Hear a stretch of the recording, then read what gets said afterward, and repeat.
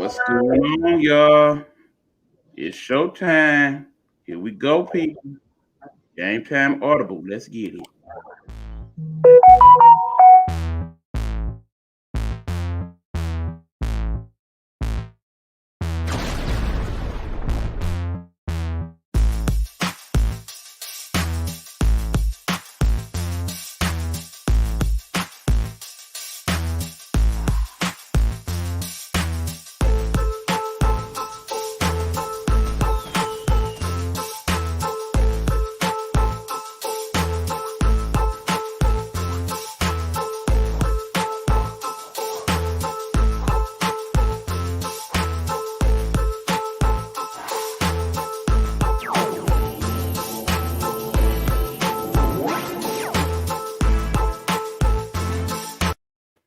What's up, everybody? It's your boy E Beezy, Eric Buckner in the building, along with my man, the sports guru himself, Hugh Lee. And we got the GameTime Audible for you. What's going on? What's going on, Hugh?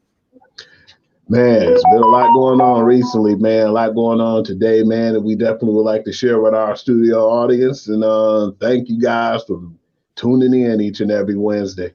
Yeah, we appreciate y'all. So remember, as we get to talking about what we came here to talk about, these sports, y'all feel free to come on in, join in the comments. I want y'all to share the show with folks. Let everybody know that we on the air. I see a couple y'all done checked in. What up, Israel? What's going on, my guy? I see you. So, yeah, we about to go on and get into it. So, that being said, let's jump it off, Hugh. Trending sports topics that we talk about. So, of course, we're going to go straight on to the big thing. We are ready, folks. It is time. Our Super Bowl is set. We got our two teams. We got to wait another week and a half, and then we got Super Bowl 55.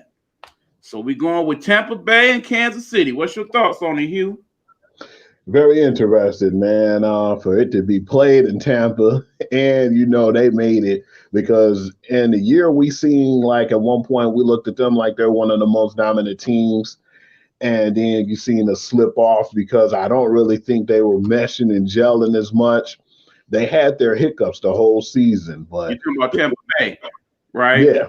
And let's not glaze over the fact that, yes, Tampa Bay, the Tampa Bay Buccaneers will be the first team to ever host the Super Bowl in their own city. After 55 Super Bowls, that's crazy that they are actually the first team to ever do it. It would take a year of a pandemic for that to happen, wouldn't it?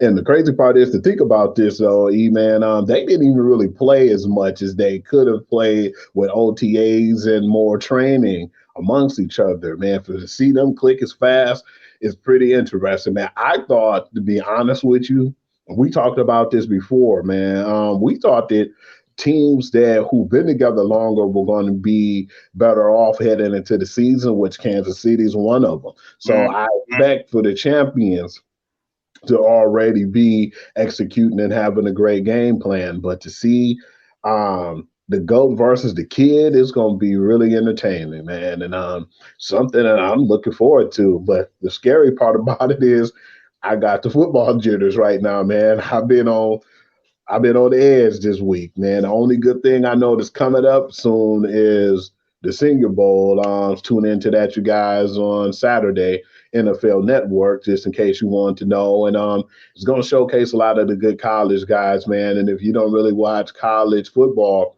you can watch it on the football level of the NFL. And it's going to definitely be on pro level. You're going to see a lot of them guys doing NFL passes, doing NFL schemes, and you're going to see some of the players who's going to be some of the future stars that's coming in the NFL. Absolutely. Yeah, what's going on to see you, bro. But yeah. So here's the thing, y'all. We got Super Bowl 55. We got on the one hand, we got Tampa Bay with all the veterans. Kind of remind you of some of those Yankees teams back in the day where it seemed like they bought what they needed to make stuff happen. And then the good old homegrown Kansas City Chiefs. Shout out to my family in Missouri. Of course, they elated that they Chiefs is about to go back to back. And you can't tell them nothing different. But that said, you got to remember, they're going against arguably the greatest quarterback to ever have played the game. This is actually his 10th Super Bowl, Hugh. You believe that? Man, amazing, man. He done, took his lumps in a few of them, man, but he been on top more than he's lost. And just really interesting to see how old he is, man. And, I usually look at that and I say, man, can I play that long if I had an NFL career? Heck no. Me and my size and the position I played, man, I'd probably been out the league already 7 years ago, man. As a running back, that wasn't going to happen. Right. You got to remember, 21 years as a quarterback, and not That is only as crazy. a quarterback, but basically one who has been on the highest level. We talking about the person that got the second all time in passing yards, number one all time in touchdowns, and the Yeah. numbers go on and on. They speak for themselves. Number one touchdowns in on the playoffs. There was the people you remember that famous thing when they talked about Stephen A. and his boy, and he basically said Brady's gonna hit that cliff right around 40 and fall. Oh yeah, off, and Max not Kellerman. after that. And look at what he's done since 40 years old. He had a Hall of Fame career after 40. So Kellerman had to acknowledge that, man. He had to eat a little bit of that crow. Right. I mean, because I need y'all to really think about this. He is going to his 10th Super Bowl. It's only been 55 of them. So he basically been in damn near 1/5 of every Super Bowl he's ever been. That's crazy. To switch teams too after the bad season New England had, he took that team with no weapons. Let's say this right now, man. Let's be honest. That team had no weapons. You got a good bright star in Jacoby Myers who's coming out. He's a good kid, undrafted. And then N'Keal Harry had a lot of injuries. He starting to become a bust right now. Right. Yeah. I mean, he's becoming a bust. Because, Stephen A., he do be clowning, no doubt. I definitely thought that that team just wasn't good enough. Besides James White, and he didn't even have. I can't even name the tight ends that he had. But to go on and to have that ugly divorce in New England, and to go to Tampa where all those weapons are, he had a plethora of weapons. And then bring in Antonio Brown. For him in his first season with a team who definitely didn't make the playoffs, to go into the Super Bowl in their hometown, man, that's huge. That should give him the GOAT status as it is. Win or lose the Super Bowl, he should be the GOAT just because of that. I mean, because think about it, y'all. Remember all the problems that people was having out of Antonio Brown and the tumultuous season that he had a year ago. For him to be at this point to where he's actually about to go to another Super Bowl and possibly won another ring, because remember, Antonio Brown already got a ring with Pittsburgh.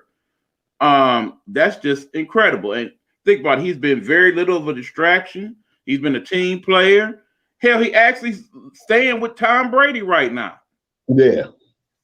In his home. I definitely noticed that. And, who else was a trouble player, man, who had to suck it up for the better of the team? And now he's doing an excellent job, man. He contributed in most of the games they played, starting with that Washington game. Leonard Fournette, man, damn. It was like we looked at him at one point. He was in jail to being in trouble. And, Jacksonville to be coming on the team thinking he was going to be the starter. And that got taken away from him really fast because he just didn't do enough. And Ronald Jones basically took that title, but then they started sharing reps to the point he was a healthy scratch. And I think that was around the time when Tom Brady and Bruce Arians had the conversation with him. And I definitely see what my man's Damon said. Yeah, even if you're not a fan, you gotta admit that. I mean, think about it. Tom Brady, for some, he the person you love to love. And for some people, he the one you love to hate. I mean, think about it. You see what the guy looked like. He looked like he stepped out of the damn GQ magazine. His wife is fine. He is probably the only NFL player still whose wife makes more money than he does. And Tom Brady makes $30 million. She make that every time she hit the runway, man. And for to have all that going on and then have all the success that he's had, yes, the reason why a lot of people hate him. Just like people hate LeBron and Tiger Woods and people of that nature. Mm-hmm. It's like they did too much, They starting to hate my man's Mahomes too because of the success he had at a young age, and his girl don't look bad at all neither, you know. And Absolutely. yeah, he's living a life, man, as a young guy, man. And then you got one of the best tight ends right now to this date. I know a young tight end at that with Travis Kelsey. He's breaking every tight end record. You got one of the fastest, you know, guys. They call him the cheetah, Tyreek Hill. And you still got Sammy Watkins, man. You know, when he's healthy, he's definitely serviceable. You got McCole Hartman. That is a team full of track stars, man. And then when you put all that aside, don't forget that midseason pickup that they made. Le'Veon Bell. Talking about another record-making project that came out. Lord knows when he was standing there in a Jets uniform, barely playing and whatnot, to go from that to finding himself in the Super Bowl yesterday, a year later, that's quite a accomplishment as well. You know what we never thought of? Just think about this, man. These was the two troublemaking dudes on both sides. Le'Veon Bell, Antonio Brown, and they both in the Super Bowl, man. Right. I didn't even think about that till we just started talking right now. That made me excited, like, damn. But no, I did earlier. Like I said, it's so many different storylines to this thing, y'all. Like I said, it's to the point where, you know, on the one hand, of course, I want the Chiefs to win because I got my family in Missouri, and they big-time Chiefs fans, so I kind of want them to be happy. But on the other hand, I kind of want Tom Brady to win because, I mean, I'm an older dude too. You know what I'm saying? Man, who you telling? That makes all of us. Like it's time to throw you away, but yet you find that one good burst in you to make it happen. You can't help but cheer for that guy. That's just like how we cheer for Serena, and we want her to get that one more so she can get over the top. How you tend to cheer for LeBron to still keep playing, keep playing after all these years. I hate the Chiefs, but they got more weapons than the Army. You ain't never lied, cuz. Yeah, you know that. And the defense is better than it was last year when they won the Super Bowl, I might add. Oh, man. Frank Clark, you know, over there playing, he balling out. Then you got to look at Teron Matthew. Man, you got a lot of good Chris Jones, man, a product that was already there, man. That dude, all that game when I seen in the conference championships, man, he was giving your boy fits, man. He could not handle. Josh Allen couldn't handle that. I think people looked at Josh Allen and said that he was great. And he still is going to be great. I give him a couple more years. But I think when it came down to it, he just couldn't handle the pressure that was coming up the middle. And he had to make quick thoughts and he had to make quick decisions. And when he couldn't do that, man, they settled more for field goals. Because if some of them field goals went to touchdowns, it would have been a better game, but they settled for a lot of field goals.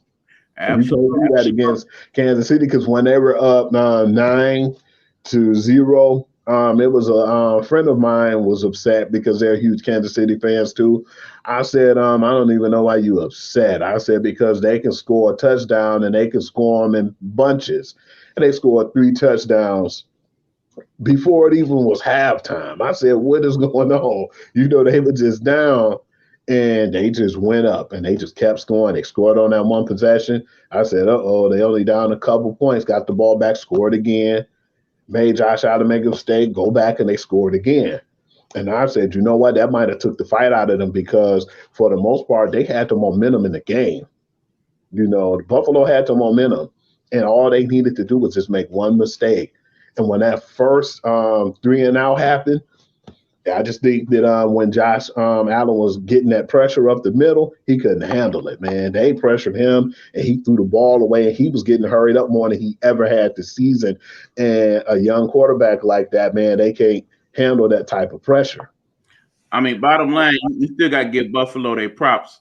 They had a great season, and they overachieving at this point. I definitely see them in the mix for the year. Be back, shortly. They'll definitely be back. I just feel like this is the beginning for that young man, Josh Allen. But I think they got the weapons. The main thing that I think was when I looked at, too, for all the people who don't scout college football, go over to the waltersfootball.com, man. You can look at it from positions, who are going to be the players they pick is going to go in the draft from 1 to 32.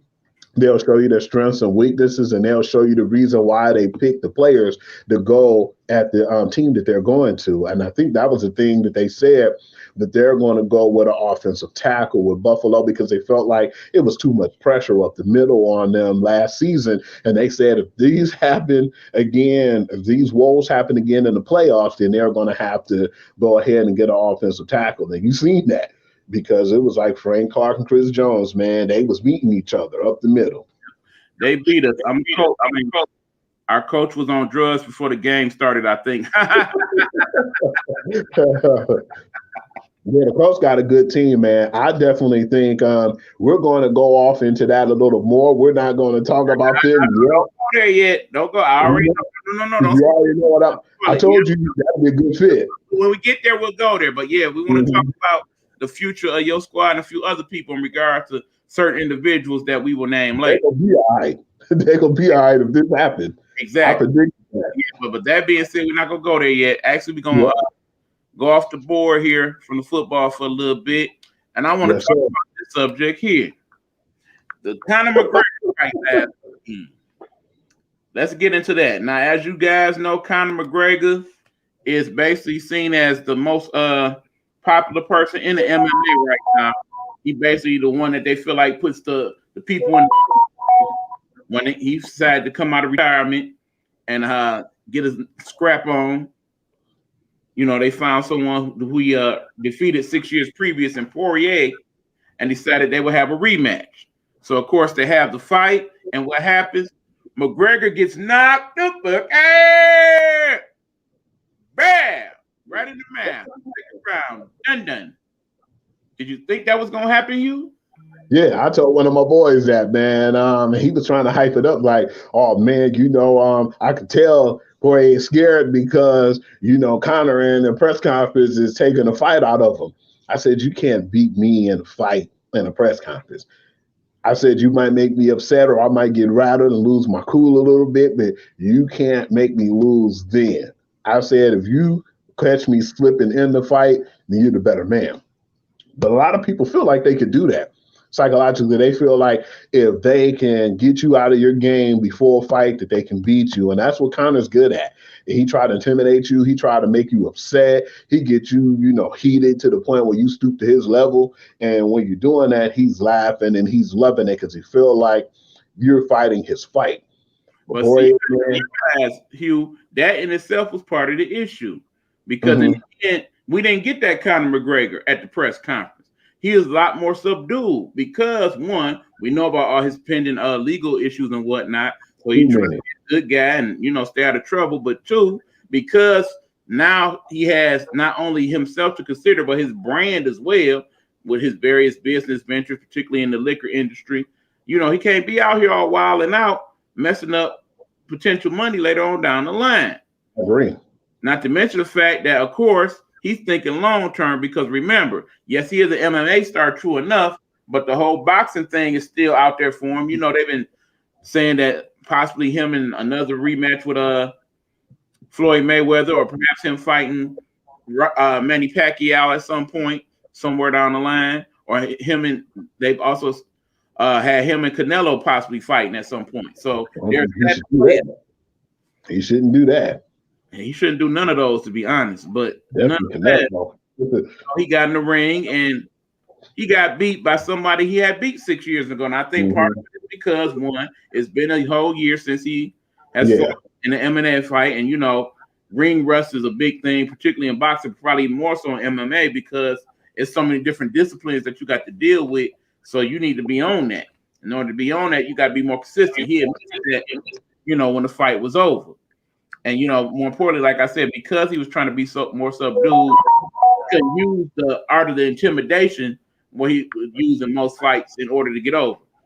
Yeah, cuz they're talking all that ish and got beat up and dominated. Absolutely. Nobody wants to see him get beat up in the ring, and he definitely don't want to see Canelo. No, honestly. Not at all. Not at all. That's not that fight. No. He don't want that smoke. But in the end, I'm glad he came back. He's committed to fighting at least 2 more times this year. It'll be interesting to see that, who they match him up against. They basically remember his division, the belt is vacant right now. So the thought process is that since Poirier beat him, he'll go on to fight somebody for the belt, and then those guys will have a rematch later on in the year. So I'm interested to see how that plays out for him. But at any rate, y'all, we about to hit this commercial. Take us in the commercial, Hugh. All right, y'all. We'll see y'all after this commercial break. All righty, let's do it.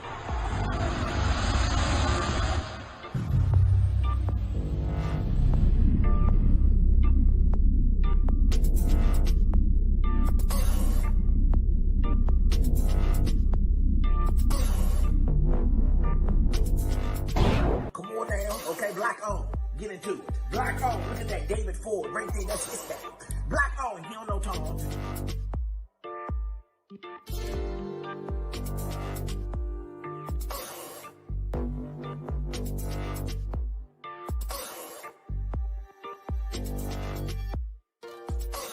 Look at that. David Ford. That's his name. He don't know Tom. Yeah.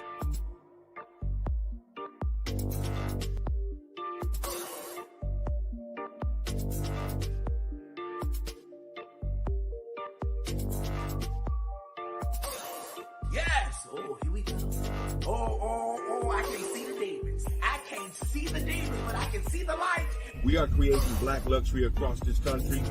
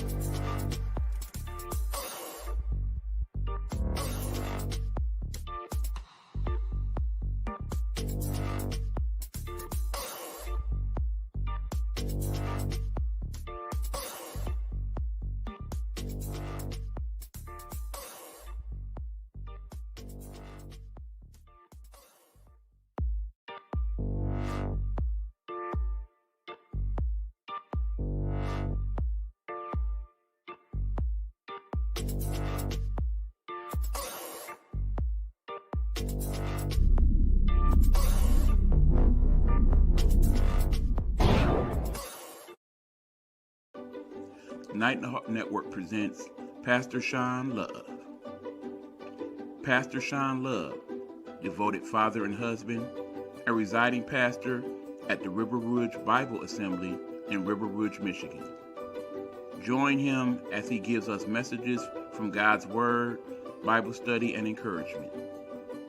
You can find him on YouTube under Sean Love.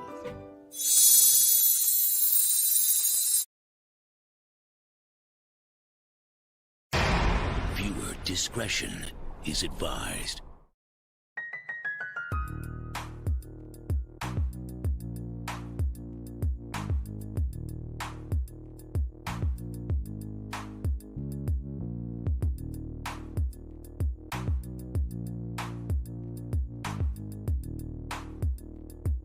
Behind the Blue Curtain, Saturdays at 11 a.m. Eastern. Unscripted talk on police reform and race relations. And now, Behind the Blue Curtain's law enforcement liaison, retired 32-year Chicago police veteran, homicide detective, former commander, sergeant, grant writer, lecturer, and adjunct professor, Joseph J. Mosley. Behind the Blue Curtain's Minister of Common Sense, former 12-year Fort Worth police officer, educator, voice of reason, and unapologetic practitioner of sound judgment, the young scholar, LaRonda Young. Behind the Blue Curtain's co-host, fact checker, and investigative journalist Isidoro Rodriguez.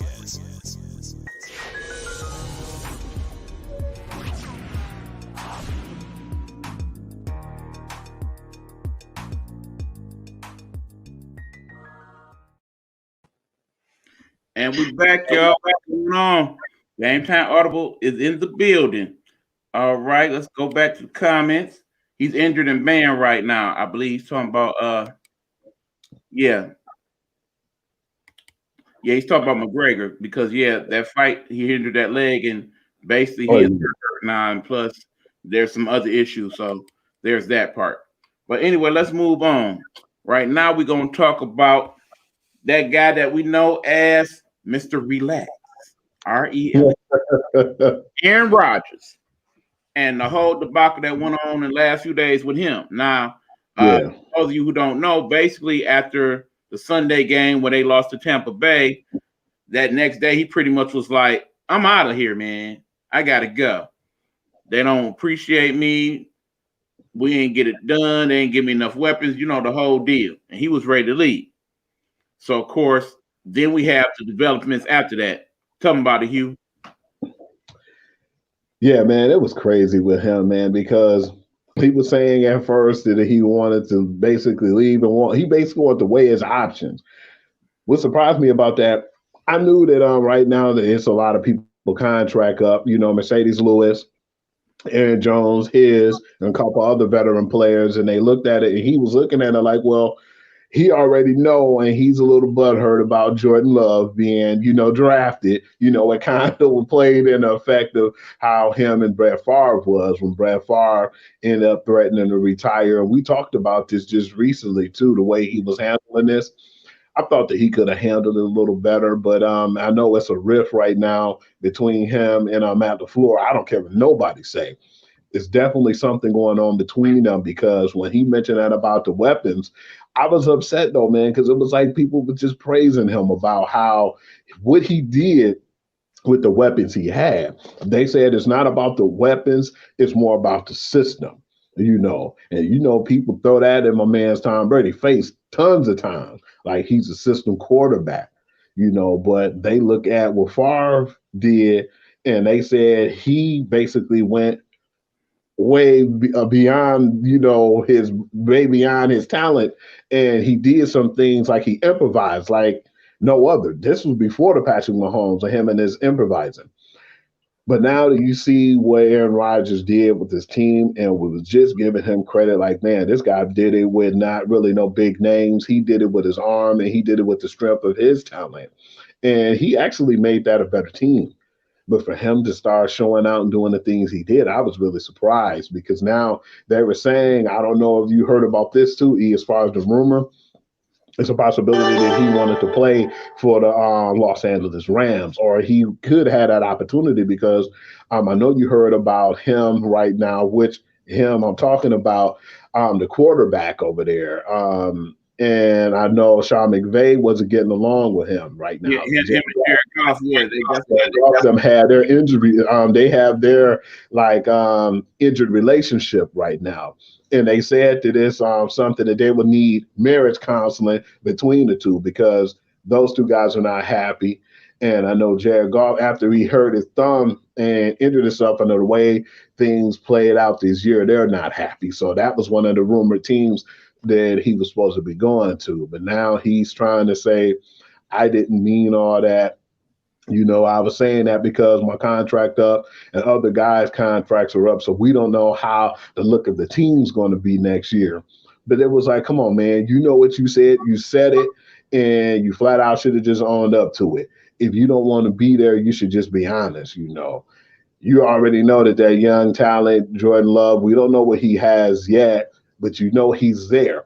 And that's what you're starting to feel. You're starting to feel that pressure too, and is Green Bay would be making a huge mistake if they let Aaron Rodgers go anywhere. In the I don't end, think they are. He's definitely supposed to retire as a Green Bay Packer. Basically, the general manager, he came out and said as much today, that he definitely plans to make that happen. And of course, now they're saying that he wants to renegotiate his contract, that being Aaron Rodgers, and they probably accommodate him in that regard, because when all is said and done, we're talking about one of the better quarterbacks that ever played quarterback in the NFL, period. Yeah, the owner said we're not stupid. We know what we're doing.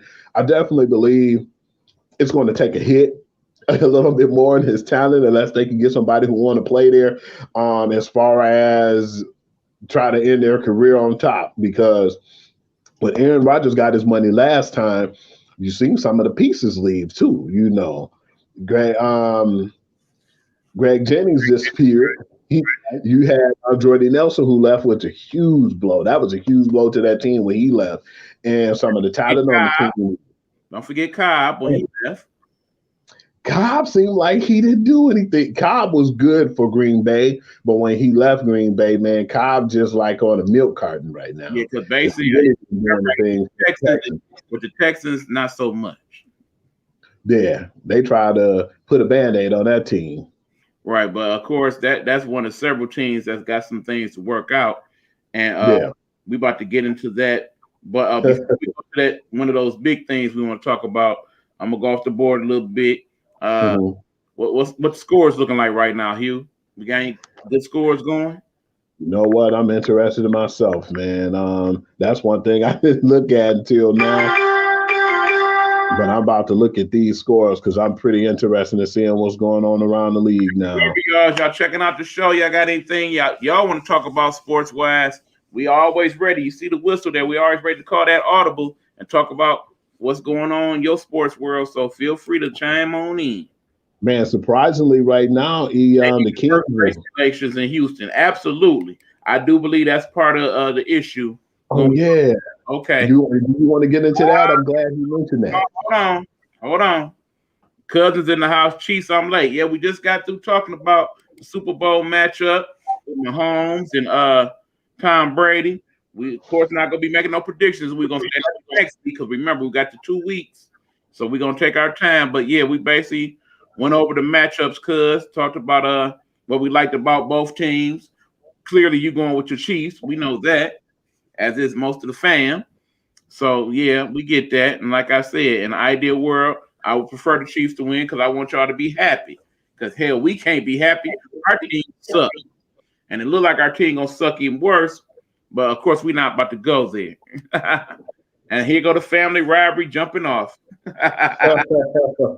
Damn, my man. They just bring it to the show what they bring to the Facebook all the time. They go back and forth with the whole thing. So it don't come as nothing new to me, man.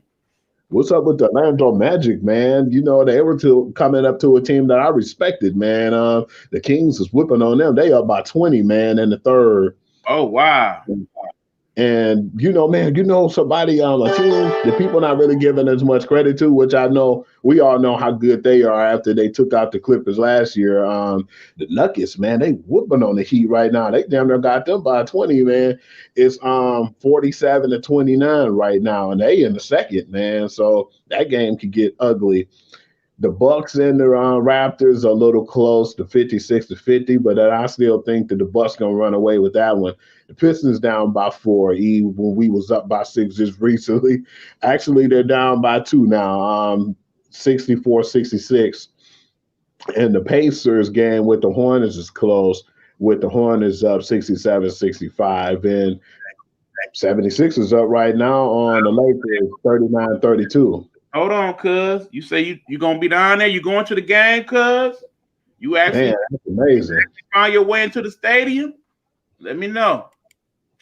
Y'all teams need quarterbacks, Lions and Colts. We about to go there, cuz. We about to go there. We got a very deep discussion we about to have about that very thing. The Nuggets got the young talent, Porter. Yeah, I really do like Porter Jr. Man, me too, man. That dude's a beast. Like I said, and they got a pretty decent bench with Denver, but of course, the big man, that's the one that makes the Nuggets run.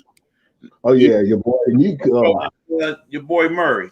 Because bottom line is he reminded me a lot of a young Arvydas Sabonis, and in terms of his ability to score inside, outside, pass the ball. Man, the Joker is a beast, man. And we can't forget about Molly Mall, man. Absolutely. Them two alone is, man, when they on point, man, they a killer team, man. Right, but keep in mind, in the end, the hottest team in the league right now is the Utah Jazz. They won 9 in a row. Hold on. Knicks almost won last night, too. Yep, they sure did. Knicks are definitely improved. We talked about that last week. Yeah, they definitely improved. Philip Rivers played good for us. And yeah, decided to retire. And like I said last week, it's about time. I'm sure his wife is happy. Come help me with all them kids. Oh no, not in the stadium, just in Tampa. My pocket is that deep. I ain't because I seen how much they charged for them Super Bowl tickets. Remember, like other Super Bowls where it was already ridiculous amount of money. Remember, it's only 15 the 20,000 people that's going to be allowed in the stadium. So because of that, the tickets are the most they have ever been by far, and they pretty much sold out already. Because where you come with that name from, Arvydas Sabonis. Arvydas Sabonis, my friend, you got to do your research, because Arvydas Sabonis was one of the first European players that came on in the NBA. Keep in mind, when he came to Portland, by that time he had already played about 10 years in the Europe League. And they basically said before his major leg injury, he probably could have been one of the best players ever. He was that good at 7 foot. He was shooting the blood out the three. He reminded you like Bloody Divac, man. But Bloody Divac hung around a lot of brothers. That's how his game got improved, man. Remember where he came from when he was with LA to where he was with Sacramento? It was night and day, man. He got that brother help, man. But yeah, you see that, man. You definitely need to check him out, man. Check out some highlights of him. $30,000 for a ticket, okay? Please. Ridiculous. Something else with that. The oldest rookie in history. That's right. He was the oldest rookie in his. I think he was like in his early 30s when he came to the league. He was extra slow though with that leg. No doubt, but he could hit it though. Man, he was nice. Professional. That's right. But Murray is a superior athlete. Agree. Like I said, I mean, he is underrated. I must admit that. Yeah, he is. He definitely came to light during the bubble. You know, people started. Him and the fighter had that go. In particular, him and Mitchell, they went back and forth. They made the bubble because that matchup was great. Them was some of the best games during the playoffs, to be honest. When Utah and Denver played, I agree. But we about to jump off the basketball topic now, y'all. We about to get into this thing. Okay, so we based here in Detroit, so we'd be remiss not to discuss this issue here. Jesus. The departure of Matthew Stafford. All right, let's get into it. Now, see, here's the thing. Because we here in Detroit, and of course, when it was announced that Matthew was leaving the Lions, they basically decided to mutually part ways, which I kind of doubt that's how that really went, to be honest. Yeah. I think at this point, Matthew just looked at it like, look, I'm tired of this. I'm not trying to do the rebuild. I'm ready to move on. I'm ready to go and hit some greener pastures and chase that ring. Because in the end, unfairly, as they often say, the two worst athletes to beat here in Michigan is the Detroit Lions quarterback and Detroit Red Wings goalie. Now, keep in mind, the Red Wings goalie right now, him suck, okay? Him suck, Red Wings suck. We'll get into that in a second when we do our hockey minute, which is usually just a minute. But anyway, back to Matthew Stafford. The thing is, he is actually a lot better than people gave him credit for. And I really understand why so many people, when that was announced, was like, good. I'm glad he's gone. Remember, people of Detroit, remember all those years before Matthew Stafford when we struggled to put anybody on the field for more than a year? Remember all the quarterbacks we went through, the Rodney Peets, the Andre Ware. I mean, just pull some names out the hat, Hugh. Joey Harrington. Right. That dude was horrible. Oh my God, Joey Harrington. Wasn't that bad. Eric Kramer was more of a feasible person, man. Right. He wasn't that bad. Don't forget the ever popular John Kitna. Don't forget that guy. Oh, man, the Kitna. That 0-16 team. Remember that? Yeah. That's how we got him in the first place. Mm-hmm. Okay, hold on. Where we at here? We'll take him, but Rivers is better. Hold on. We about to go there. Ooh, I don't know about that one. We about to go there. Say that. We got to go there. He needs to go find him a team to win. He keeps losing talent. New head coaches come and go. He's had 5 different head coaches and 6 offensive coordinators just for starters in his 12 years.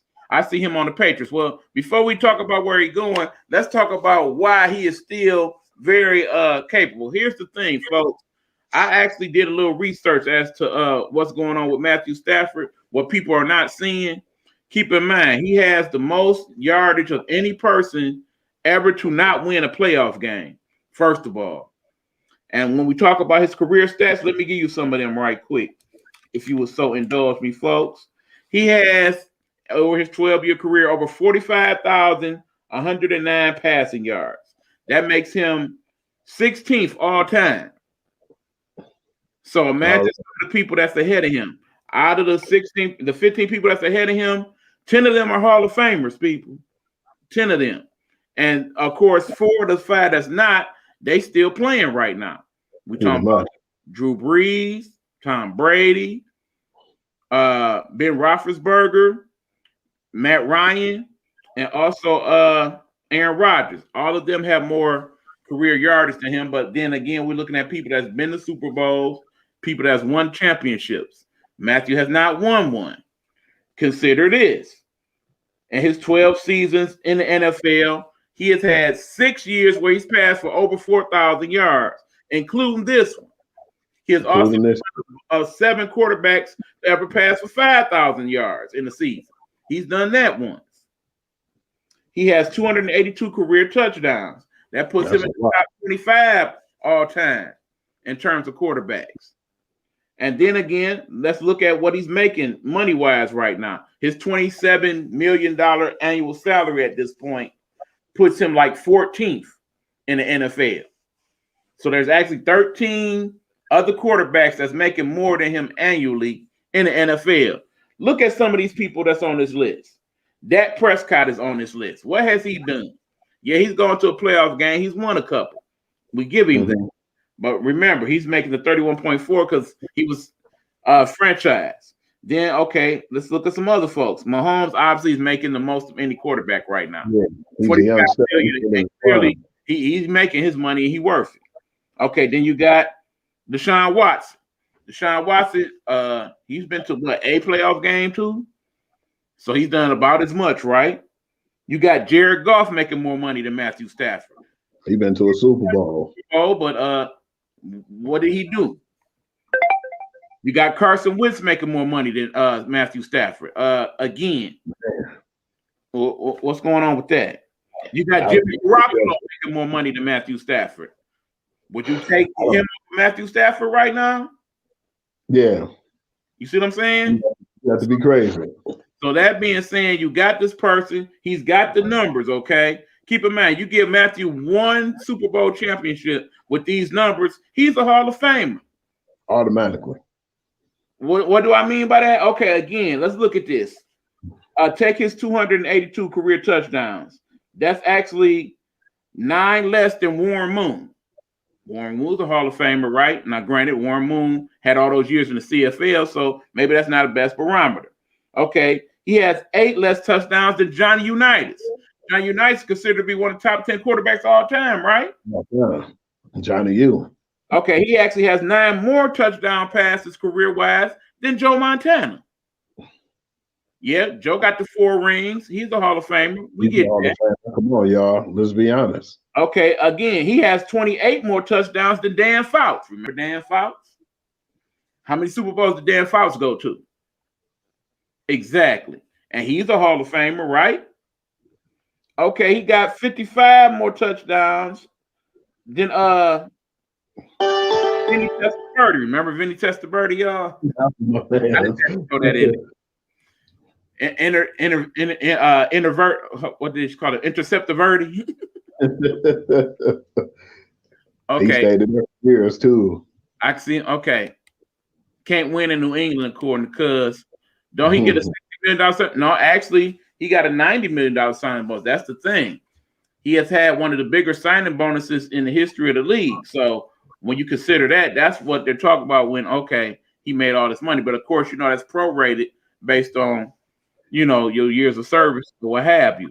But remember, it's been a few years where Matthew Stafford played very injured. Not just injured, very injured. Bruised ribs, messed up hand, messed up arm.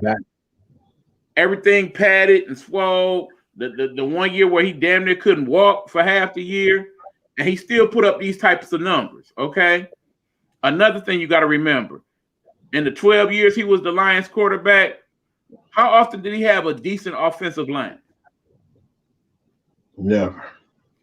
How often did he have a decent running core. Never. They had Reggie Bush that one year, and that was the only 1,000-yard, running back. But then you know what? After Barry, we basically didn't have any running backs. But Right. then you throw Reggie in on that. The only other 1,000-yard rusher.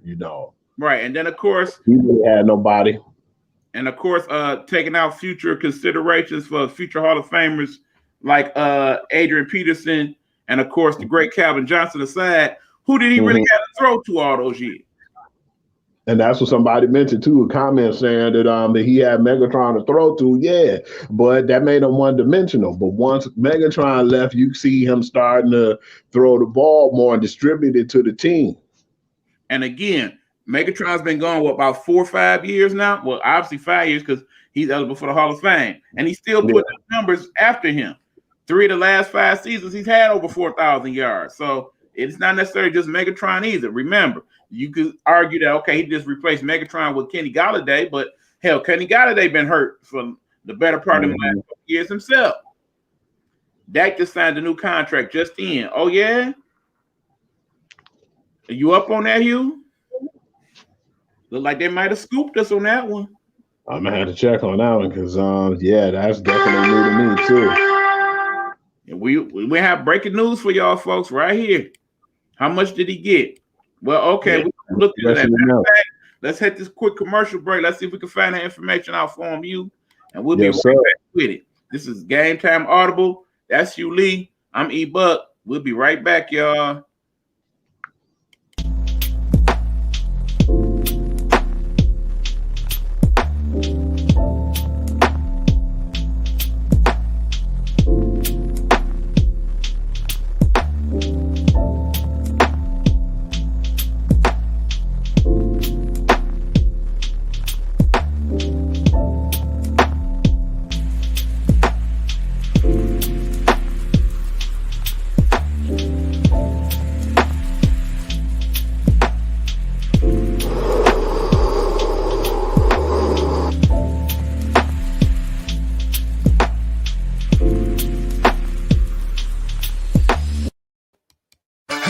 Hello. It's another glorious day, my T-Sippers, and you know what time it is. I hope you have all of your comforts together because it's time to dish the tea. And you're dishing darlings with Big Meat. Can't wait. It's time to dish tea with Big Meat. It's time to dish tea with Big Meat. It's time to dish tea with Big Meat. It's time to dish tea with Big Meat. Darling. What's up, everybody? Eric Buckner here. You know Miss EB, Young Easy, Eric Buck, all that good stuff. Anyway, I'm here to kick it with y'all about this little podcast I've been doing. I talk trending topics. I talk about the stuff we as people need to talk about. I talk about some things actually that people kind of want to shy away from because we got to have these discussions, folks. That's how we get better. You know what I'm saying? But anyway, hold on. Yeah, so anyway, I do it Tuesdays, 8:30 p.m. You can check it out on Facebook, on YouTube. It's a good show. I say get into it. Yeah, you want to know the name of the show? You said, hold on. Hey, you, get off my lawn. Yeah, anyway, that's the name of the show, by the way. Get off my lawn. Check it out Tuesdays, 8:30 p.m. Let me go handle this. All right, y'all, we are back, and I don't know about you, but I didn't sign that information anywhere. Did you? Not at all. My website, man. Okay. Hold on. It was with Budweiser. My bad. Just saw it on my feed as Dak signed. Man, cuz you're trying to sabotage the show. What you doing to us, man? Yeah, you can't have news like that. Have us scrambling like we don't know what's going on. Come on. Yeah, I hadn't seen anything. Because, man, cuz don't do us like that, baby. Yeah, that's funny. Yeah, but anyway, okay, back to this Matthew Stafford thing. So, again, I put the numbers out there. He's still just 32 years old. I say he got a good 5-6 years left in that arm. Oh, yeah. So, that being said, we already see people putting him with certain teams. Okay, let's talk about a couple of these.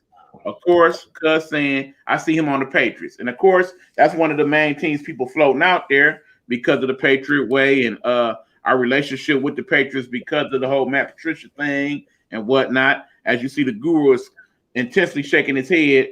Why so, Hugh? Keep in mind. I definitely don't see that because of the fact that that's the reason why Matthew Stafford wanted out in the first place. Because of the last regime with Matt Patricia and Bob Quinn, man, they drained him, man. And I just feel like that was the reason he wanted out. They're saying they mutually agreed to part ways. No, Stafford went to them and said, "I want to leave," and that's the reason why they're looking for trade partners right now. If I have Matt Patricia going back to the New England Patriots in the Patriots way, that's what I think they were trying to spoon feed to the Detroit Lions, and they wasn't buying into that, man. If you're not the man that they call the GOAT of coaches, Bill Belichick, man, they're not trying to listen to you. You're just one of his lackeys on top of being his lackey in the Super Bowl where before you departed New England, that was one of the worst outings of a defense that Bill Belichick ever put out there on the field with that many points that you gave up to Nick Foles. So I just looked at that, and I just don't think that that's going to be a perfect fit.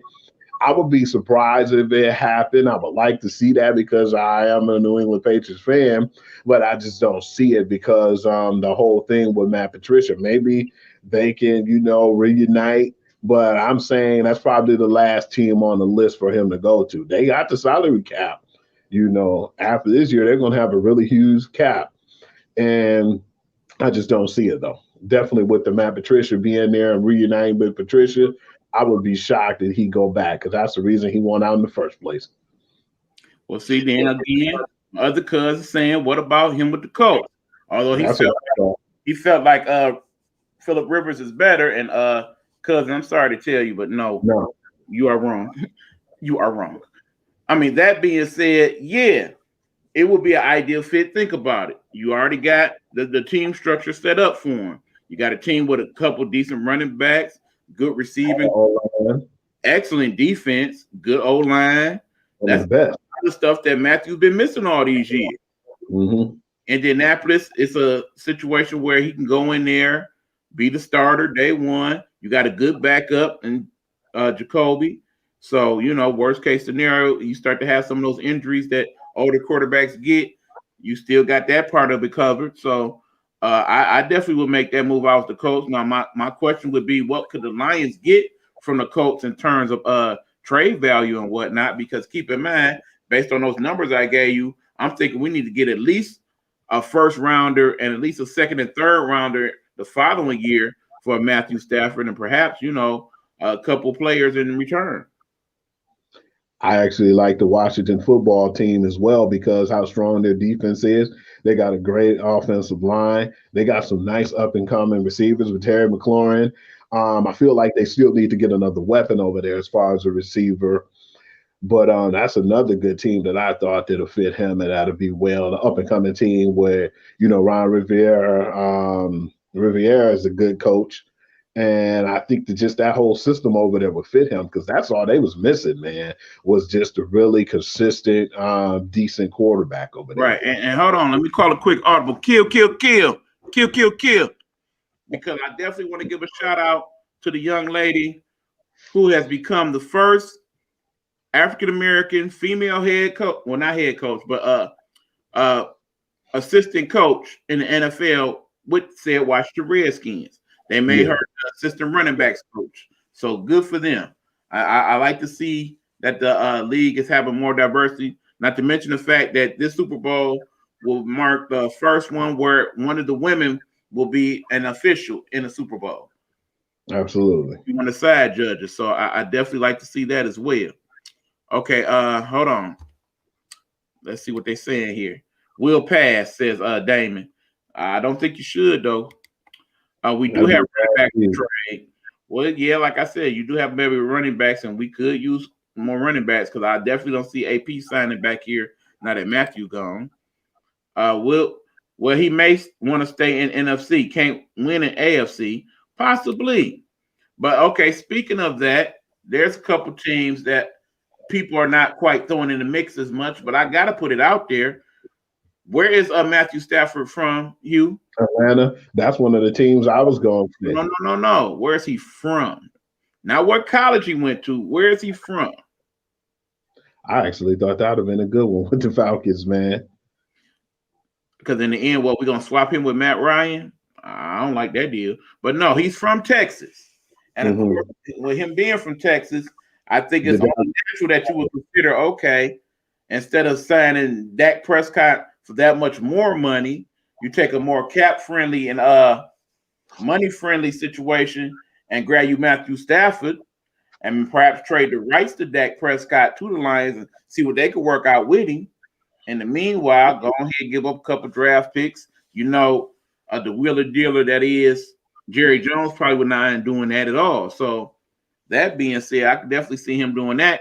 But I think what might be even more interesting if we could try to make a deal with the Texans and basically switch him for Deshaun Watson. Because remember, Deshaun Watson is having issues with management down there.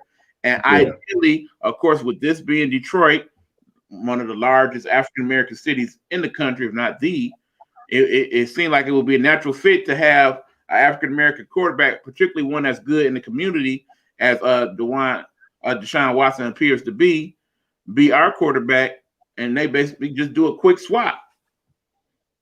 I mean, he already under contract for the next 3-4 years. Yeah, we paying a little bit more money for Deshaun, but I think you're getting a little bit more upside with him as well. Because we still don't know what team that joker want to go to. They were saying he was interested in going to Miami, but I said, man, that'll mess up that whole mix there. Not taking anything from what they did there, but I feel like Fitzpatrick is on his way out. But Tua Tagovailoa, I don't think that's fair to a rookie, to swap them to like that. But at the same time, it would be best if, they got Tua and then have Watson over there and Miami. Don't know if that'll work out though. And then they were saying, for the most part, the New York Jets was one of the teams who had interest in them.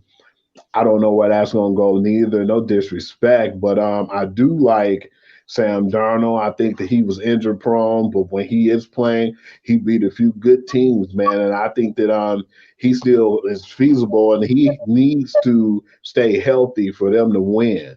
Yeah, you're right. That is the rumor that he basically just wants to go to the Jets or the Dolphins for whatever reasons. But in the end, I honestly think that the hot stove league of the NFL going to be real interesting because I can see a few quarterbacks going to other teams that's actually under contract with certain. Like I said, if you're Atlanta, do you consider moving Matt Ryan somewhere? Possibly. What other teams we looking at here? Basically, you got Herbert, and you're pretty much good with him. So Tyrod Taylor, I can see him being in the mix as far as a quarterback. Then you say on the Philadelphia Eagles with the Wentz situation, that's not working out because after Jalen Hurts got the position as the starting quarterback, he wasn't too happy with that whole issue. So that'll be a good fit, Right. And you got Garoppolo in San Francisco with him being prone and whatnot. Maybe they might want to move on from him. We already talked about earlier in the show about Jared Goff and that situation with the Rams. So there's another thing that might jump off. So yeah, like I said, I definitely there should be several people lined up to get Matthew Stafford because I think it would be an upgrade for several of those teams that's interested. But in the end, it's just sad that it didn't work out here for him. And I think now we might find ourselves even deeper in the dark ages before we get any type of improvement here in Detroit. Because the rebuild is looking like it's going to be real long. And we already had several long ones to begin with. I do like some of the coaches they acquired too, though, over there. And Aubrey Pleasant, a lot of people don't give him credit what he did with the whole Rams organization with the cornerbacks. I mean, Jalen Ramsey is who he is already, but the development of Darius Williams, man, he played lights out. If you didn't want to throw it the Jalen Ramsey way, you had to deal with Darius Williams. And it was just like pick your poison with those two. I like that. The Deuce Staley, a lot of people slept on that. The running back coach, him coming over, to us. And I just felt like they made a lot of good moves too, man. like with the general manager. I was happy with that. The coach is still, a debate. That's up for discussion. But yeah, it's like, man, for the most part, when we seeing with the coaching staff and the people that are trying to get over here, it's people who actually want to be here. And that's all. I think that's a good start. Right. Not to mention, it didn't hurt that we got a couple people that's already been here, so they know what it's like to deal with the Lions and all that type of stuff. So again, I wish us luck, but I'm not holding my breath. I won't be drinking the blue Kool-Aid no time soon. But that being said, let's switch up to our next subject because this is something I definitely think we need to get into. And we're going to talk about Michigan athletics. If for those of you not familiar, the Michigan, basically University of Michigan, has had all their athletes, not just the basketball team, but basically anybody that's playing any of the spring sports right now, take a break from athletics for 2 weeks because, of course, they are having issues with COVID. And not only is they having the issue with COVID, but they're having an issue in particular with some of the more contagious strands of COVID. They are detecting several of those amongst the athletes on campus and basically on campus in general. So because of that, they are shutting down Michigan athletics for a 2-week period. It's been announced today, however, that not only are they shutting down the athletics, they're shutting down the campus, period, because the outbreak is a lot worse than they initially feared. There's hundreds and hundreds of positive cases on campus at the moment, and several of them are that variant that they're looking for, that UK variant that they say is much more contagious and deadly. So as a result, they have the whole campus on lockdown right now. What's your thoughts on that, Hugh? Man, I think that's good, man. I remember when we were talking about this a little earlier. What was funny about it was I remember when it was 15, and you said within the last couple of days it was 35. So they should do that. I think that they're not going to. I was telling you, man, I'd be surprised if they go back into, doing any activities within February alone. But yeah, it's really crazy to see all the stuff that was going on and the super spreader, how it hit and how it affected the sports in Michigan, because they said it was UK, then it swept from over there and they came here immediately to Michigan and affected that many people. So I'm good for them to shut down the activities and everything, period, right now, because you don't want that to spread as fast as it already has, because this is a more deadlier strand too. So it has to be taken serious. Yeah, and of course, Marcus Mariota, he probably will be looking for a job, and he actually did good in that mop up duty when he came in a few weeks ago. Does Michigan have sports? Of course, we got sports. Cuz don't be stupid. Why you clowning us, man? You know we got sports, baby. KC, the only team y'all got down there. I don't see nothing from the Kansas City Royals or nobody like that neither. Y'all might have the Cardinals, but y'all ain't been popping like that besides the Chiefs. But no, here's the thing, though, because, of course, it hits Michigan at a bad time because, of course, not only is the men's basketball team, but the women's basketball team, both of them are in the top 20 right now. And with them having to shut it down for at least 2 weeks, that throws their momentum off. I mean, think about it. Michigan's only lost one game. The women have only lost one game this season. But because of COVID considerations, they missed out on a few games because they had to cancel due to COVID. And now they are on the other end of it. And I feel bad for them. But my question is, why has this not happened on more campuses? Think about it. Damn near any major program you could think of, particularly the football or basketball teams, had some type of COVID outbreak during this pandemic. You can go to Alabama, Duke, where? Just name a major school, Notre Dame, Baylor. They've all had some type of outbreak. And at that point, it basically ends up canceling game. My UConn women Huskies, I got to talk about my Lady Huskies. COVID hit them early on, so they missed the first 4 games of the season. And now it seems like every other week now, just when they start to get on the road, they got to cancel another game. Now, granted, they picked up a game, and they're going to play Arkansas this weekend. Arkansas is ranked, so that should give them a little bit of a challenge. I doubt it, though. But, that being said, it's hard to run a season like that when you basically got to start and stop every couple of weeks because either your program or the program that you're playing has COVID issues. And these kids, because most of the major campuses are shut down still for the most part, if the athletes have COVID and it's kind of rampant, then more than likely the other kids on campus do too. So why not consider that? Why not do like the Ivy League did and shut down all the damn sports? I'm gonna take something from you, what you said last week. I can't sing like you did, but that mean green, bro. That's the reason why. You know, that's what I'm about to say. It's that mean green. That's what it is. It is, man, all day, unfortunately. And Kim Mulkey said it best. In the end, it's about the money.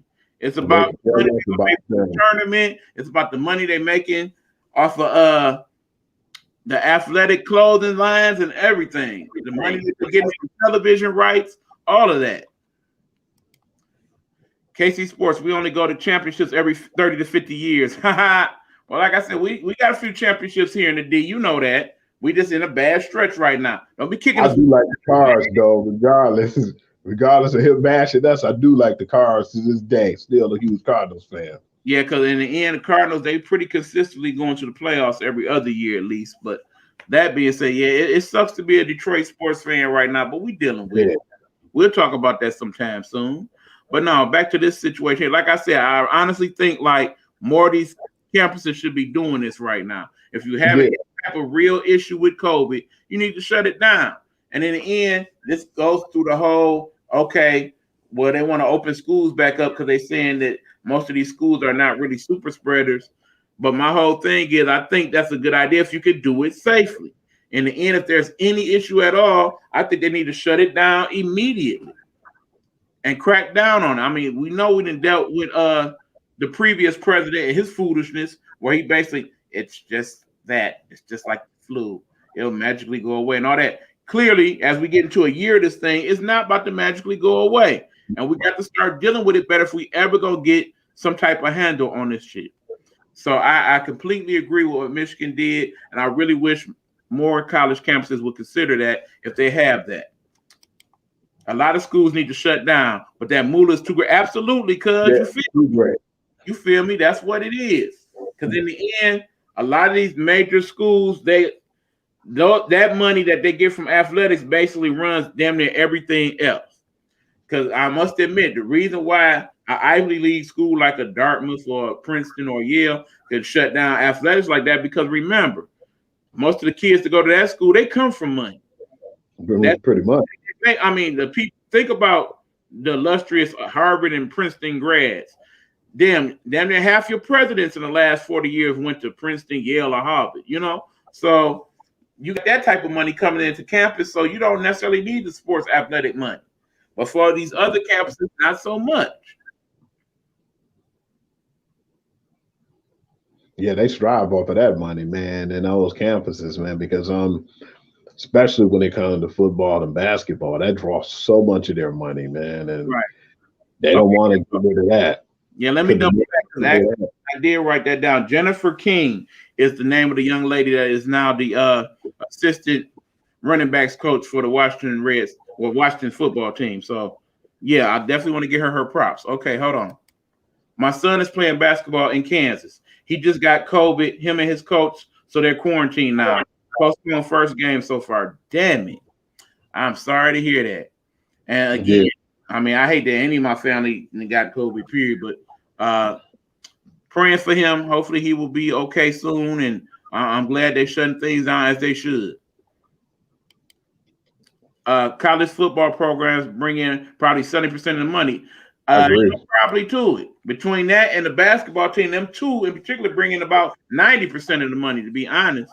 You know, there's some of those schools that's good baseball schools or good swimming schools or good gymnastics schools, but for the most part, most schools universally, most of their money comes from that football and that basketball athletic programs. Yeah, I hope he is good. He's better now. It's been 10 days. Okay, good. Glad to hear that. Real good, man. You take care of yourself, little cuz. Because in the end, they ain't gonna look out for you like they need to. I see Amy is in the building. What's going on, Amy? Thanks for checking out the show. Appreciate you. Amy, my research department specialist / fact finder and everything else. A major part of what we do here at the Nighthawk Network. We do appreciate you very much, Amy. Please know that.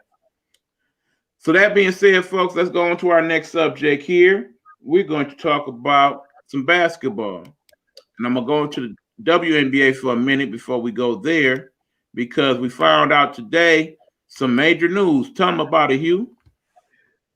Man, Candace Parker announced that she was leaving the LA Sparks, man, and she was going home to Chicago, where the sky's the limit. And I wanted to know why at first, because LA was saying we was gonna give you the money. LA had the money and they was ready to give it to her. But she basically did the D Wade move, man. She wanted to get closer to home, and she felt like that was more important right now in her career than making the money that she was going to make there in LA. Well, actually, they still gave her a pretty good amount of money to leave there, but I think that convinced her a little bit more. The money they gave her, and she was closer to her family. Well, think about it, Hugh. Money consideration is not so big for her as it would be your typical WNBA athlete. Remember, highest paid person in the WNBA right now is Candace Parker, first of all. But Second of all, you also have to remember she also has a pretty decent gig over there at TNT when she does Arizona, and she's one of their analysts as well. So, she got two pretty good jobs to work upon. So when you make that move and you basically leave in one market in LA to another market, Chicago, that's still a big market. So, of course, endorsements and all that'll be there. But then, of course, like I said, you remember she's a parent now. Her child is probably in her early 11, 12, somewhere in there. So that might come into play with it as well. So I think it's several reasons why she made that move. And in the end, you add to your legacy if you go from playing with the LA Sparks, or she's won a championship or two, and now go to Chicago and bring them a championship. In terms of the WNBA, still a league that's only like 25 to 30 years old. You pull that off, that makes you among the greats. Absolutely.